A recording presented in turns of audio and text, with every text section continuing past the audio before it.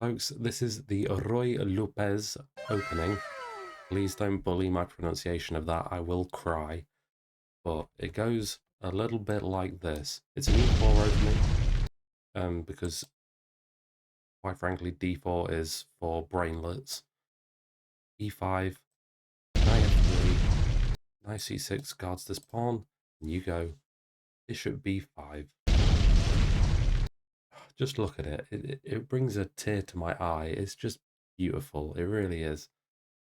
So, what are you likely to see in the Ruy Lopez, or the Spanish opening, as I'm going to call it from now on, because I don't want to keep saying Ruy Lopez? Well, one of the main lines is E6. This is called the Morphy defense. You don't need to know that. You may well not even know who Paul Morphy is. Fine. I mean, you know, he's no Cristiano Ronaldo, but he was a pretty cool guy. So, here, move kind of plays itself, really.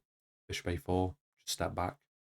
And if you see b5, which you oftentimes will, you only have one move again. Easy, bishop b3. Congratulations, you're playing a Caro variation of the Morphy defense. Again, you'll see all kinds of weird and wacky moves.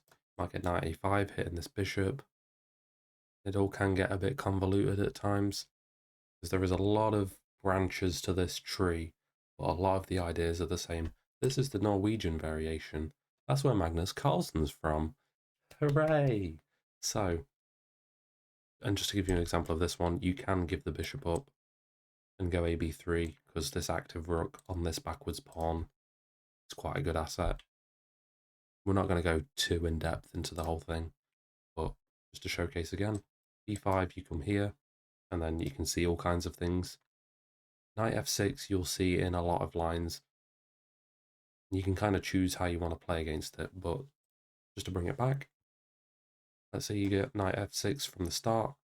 I already have a video out on how to do the Berlin draw, I think. I think I've already done that. I'm not going to really cover it here, mainly because I'm not sure if I remember it. I think what you do is you go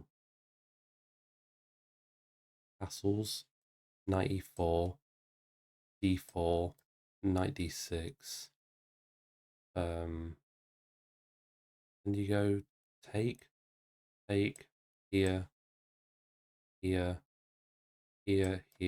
here. Oh, I do remember it, okay. Here. This is the Berlin draw that you'll see Super GMs play all the time, rather than dancing your knights around in the middle of the board like, you know, as we have seen in the past, dare I say. But, again, back to knight f6. You've got two main ways that you can play against, well, two main ways that you can play the Spanish in general, really. There's one that is kind of the snooze, that I like to call, although I do play this all the time, so I don't know why I'm critiquing it, is d3. A lot of this is like, it's kind of bob in and weave in and, you know, sort of Mayweather-esque kind of thing if you're into your boxing. It's a lot of tippy-tappying around, not very confrontational, but it does get the job done. It guards this pawn. Your bishop can get active. Your bishop is already outside of this pawn chain. You castle really quickly, and it's nice and straightforward. Again, the moves play themselves. Or you can go c3, give up this pawn entirely, and lash out with d4. Oftentimes giving up this pawn on e4, again, it's a risk, but it's calculated. This is something you can do within the Spanish if you're brave enough and if you know the lines. I tend not to delve into it too much, but from time to time it warrants it. Knight is kind of awkward here, and your idea is you want to play d5. d5, if you get it in a Spanish, just incredible. Your cream, like that is what you want. So here, might see ed4, and I'm right in thinking you can't actually take back. You kind of can. Ideally, you'd probably go in with the knight, but this is how complicated the lines get, because once you take, you actually want to go queen e2, set a bit of a skewer here, and after queen e7, then you can take, because there's no more bishop b4 after this this exchange of pawns here. Again, complicated. That's why I would personally recommend d3, especially because you can kind of play it against pretty well anything that they do. You know, you might see bishop e7, again, you can just go d3. It's the safe, simple option. This is the Lucena variation. I did a short recently on how to win a rook endgame Lucena position. Please go and watch that. It's completely unrelated, but you do need to know it. So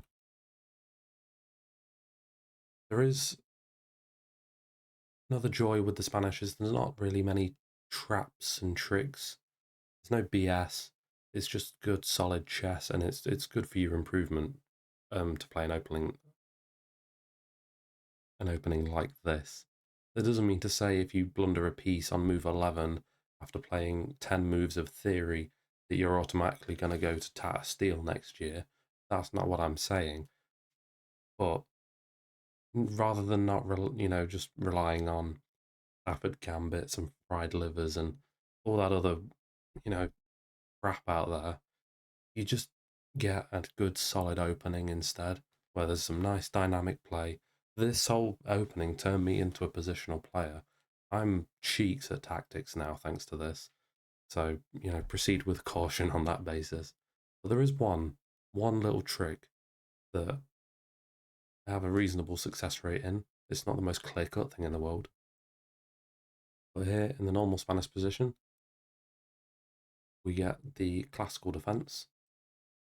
We go c3. This is the central variation because you're aiming to expand in the center.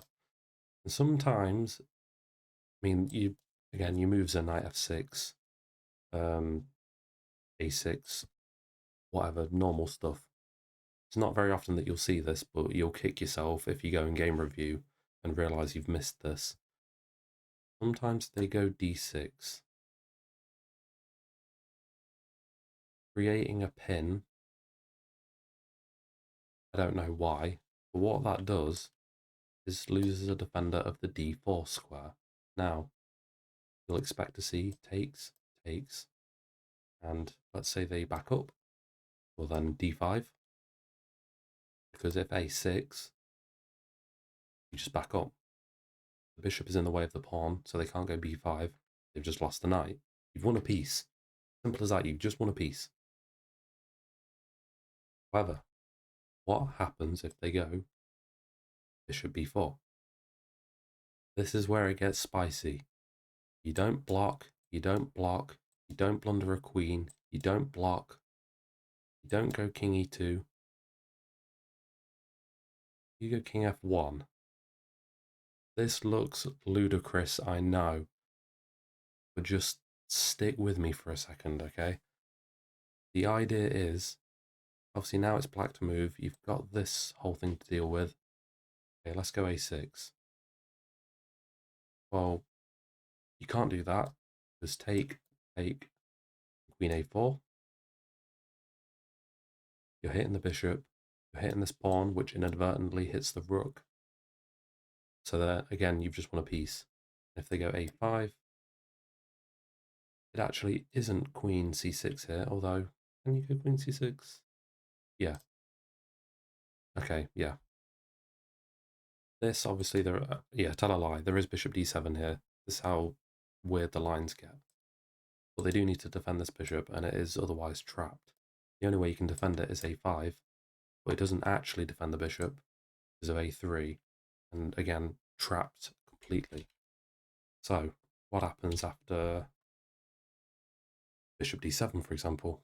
Well, now you go queen a4 anyway. The whole thing stems on queen a4 at some moments, so as long as you've got that in your mind, chances are you can work out the difficulties there and then if you can't remember the lines. The idea here is that the knight is the only thing guarding the bishop, so you take, and then take. Happy days. And once you've consolidated, you want to go g3, put your king on g2, bring rooks across, bring your bishop out, and you're just up a piece, usually for 2 pawns, but you are up a piece. Again, you go a5, a3 again will trap the bishop. You see a5, chances are you want to go a3. It's foolproof. It actually is foolproof. It works in any sense. Let's say they go d5 now. This time it's a bit trickier. You have to find queen b3. Again, tough to spot. But again, a5. You actually can just take the pawn here. The pin is set up. And you guard it here. And see, this time a3 isn't an option because they've cleared up the path by going d5. So it does get complicated. And I believe there are some lines where you may be able to preserve the piece, but, you know, it's at the cost of several pawns and whatever. I mean, let's say they go knight e7, not in this line, sorry. Let's say they go knight e7 here, e5, just work straight away, a6. Now, here I thought it was queen a4. Well, here you go, even I'm learning something. Once bishop e2, what happens after queen a4? A b5. Oh yeah, no, I've fallen for this before actually. This doesn't work because although you win an exchange, your queen gets locked in Alcatraz, and that is just not fun at all.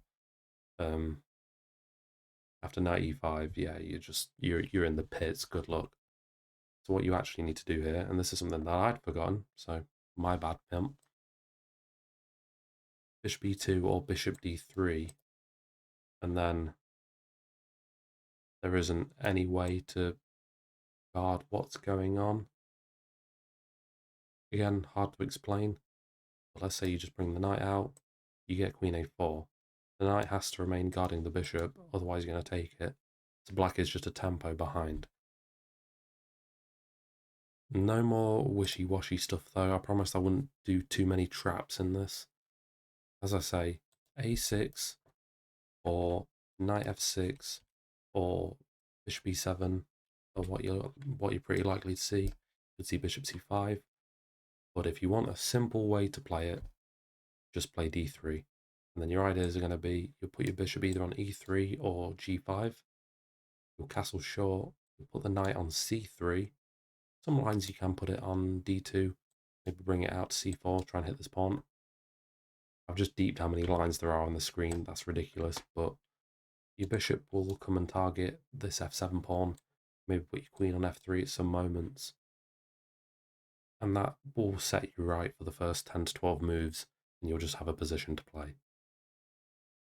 If you want me to do another video really deep diving into all the theory and the nitty gritty of it, just let me know. I can do.